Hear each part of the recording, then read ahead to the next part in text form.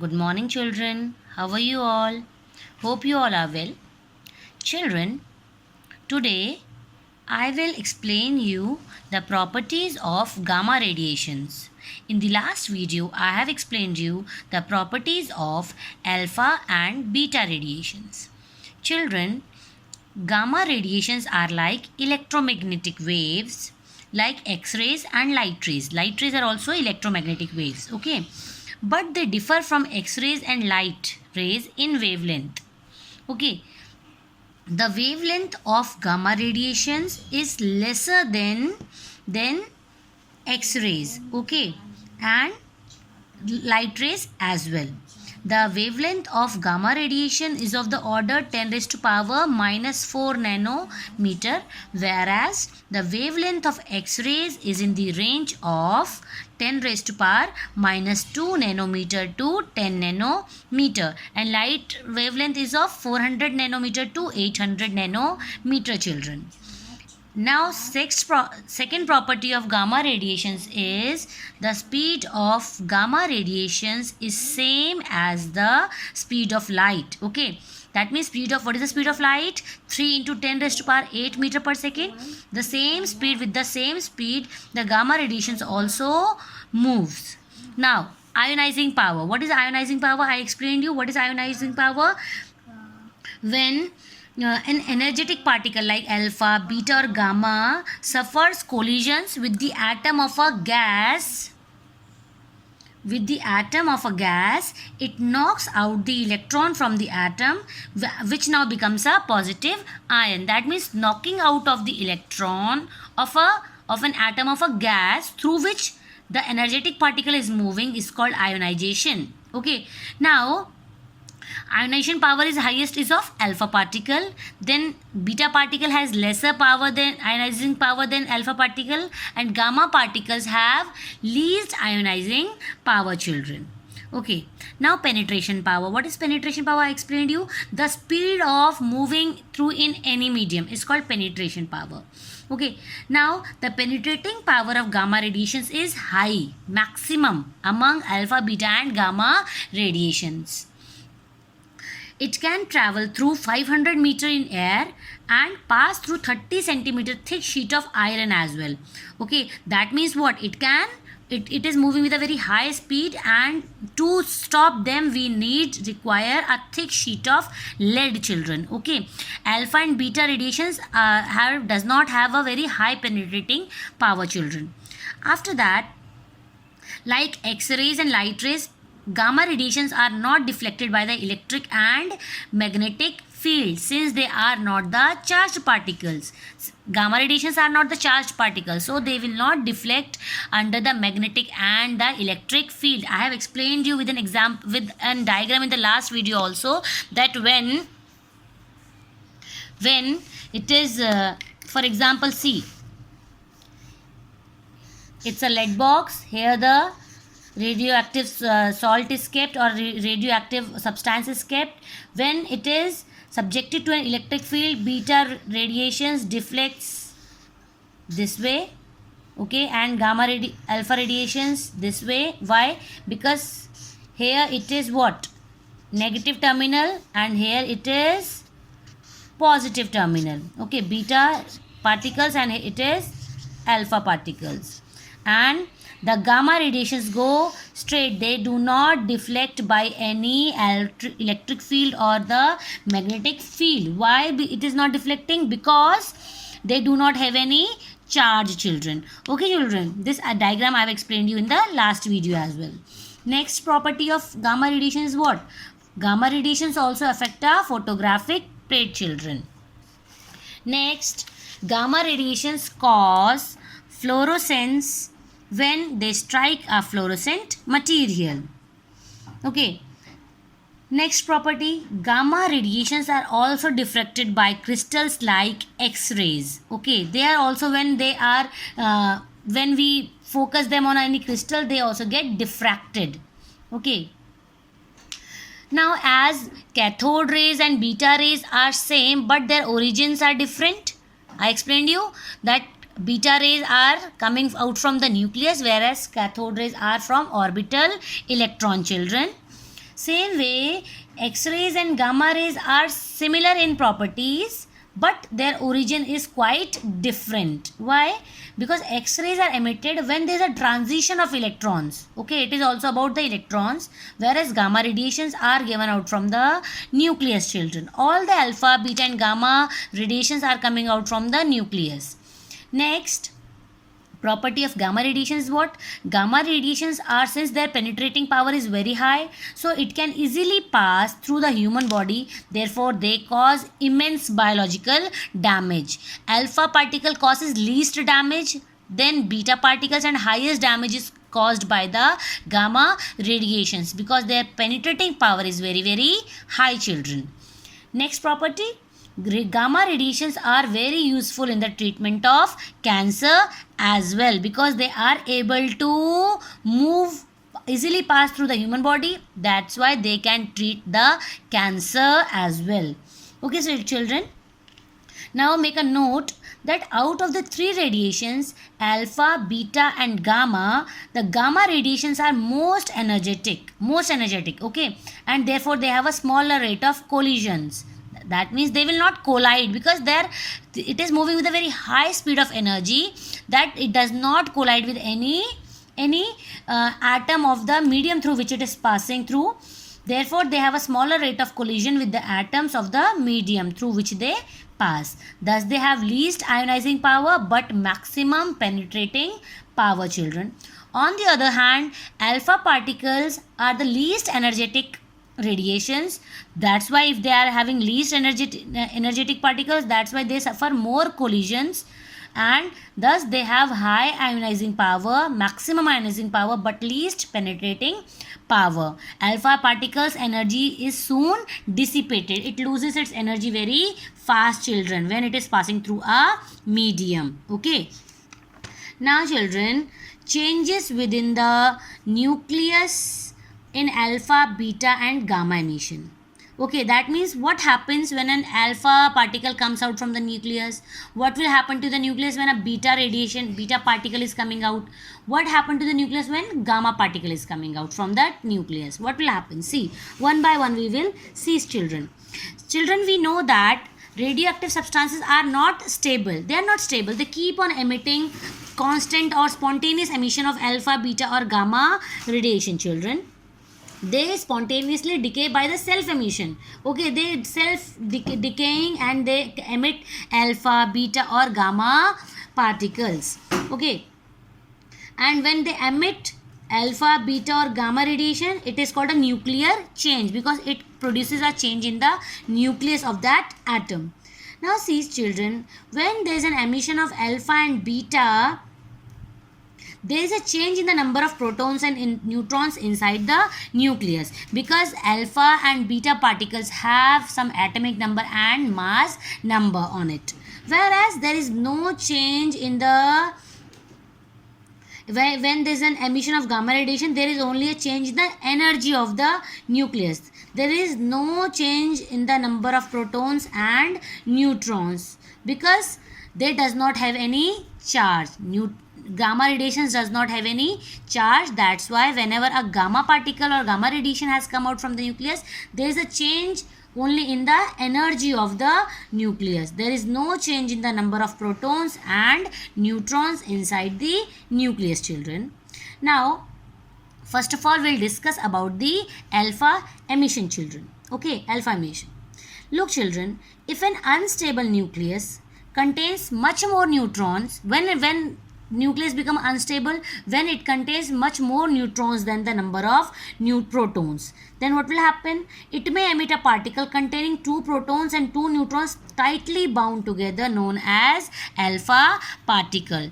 Children, whenever a nucleus become unstable, having a large number of neutrons and a less number of protons than that, then what will happen? It will emit a particle containing 2 protons and 2 neutrons tightly bound to each other. When a particle having 2 protons and 2 neutrons emit, what that particle is called? Yes, that will be an alpha particle. An alpha particle has 2 protons and 2 neutrons, children. And when a stream of alpha particle come out continuously, that is called alpha ray, children. Okay, when many alpha particles comes together in a series, that means coming one by one, then it is called an alpha ray, children. Now see, if the nucleus X of a radioactive element of mass number A and atomic number Z emits an alpha particle. See, for example, there is an element A. We are talking about alpha emission. Children, we are discussing about alpha emission. See children,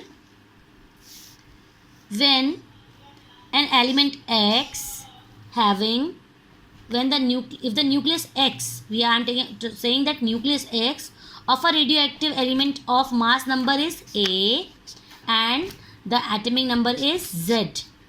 Now when it emits an alpha particle, when it will emit an alpha particle, when it will emit an alpha particle, 4,2He.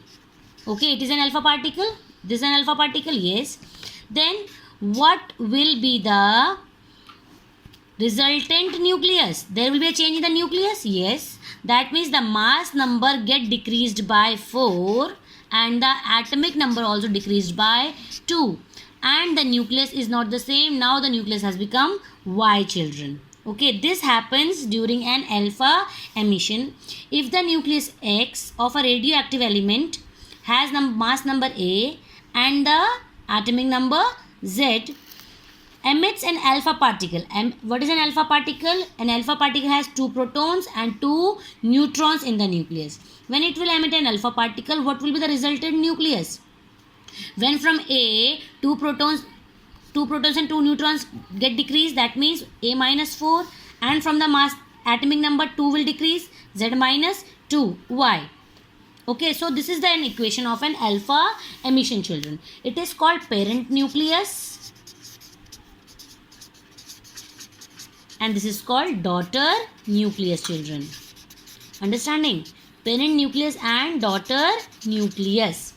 Understanding? Now, thus the resultant nucleus, this is called the resultant nucleus, has 2 protons and 2 neutrons, total 4 nucleons less than the original or parent nucleus. Understanding? Now we'll take an example. These are common we have taken X. Now I will take an example. See, for example, when a radioactive uranium nucleus, I am taking, it is radioactive uranium is 23892U uranium. It is a radioactive uranium, yes. When it will emit an alpha particle, what will become? See, when it will emit an alpha particle, directly we will write 4,2He, it has emitted. This is an alpha particle. When it has emitted an alpha particle, what will be the resultant or daughter nucleus? Will say 238 minus 4, it will be 234. 92 minus 2, 90. It will become thorium. That means after splitting an alpha particle from a uranium nucleus, it has become thorium. Okay, having 90 protons and how many neutrons? You just subtract 234 minus 90, it has 144 neutrons, children. Okay, children, likewise we have many examples of alpha emission. Now I'll explain you beta emission, children. See beta emission. What is beta emission?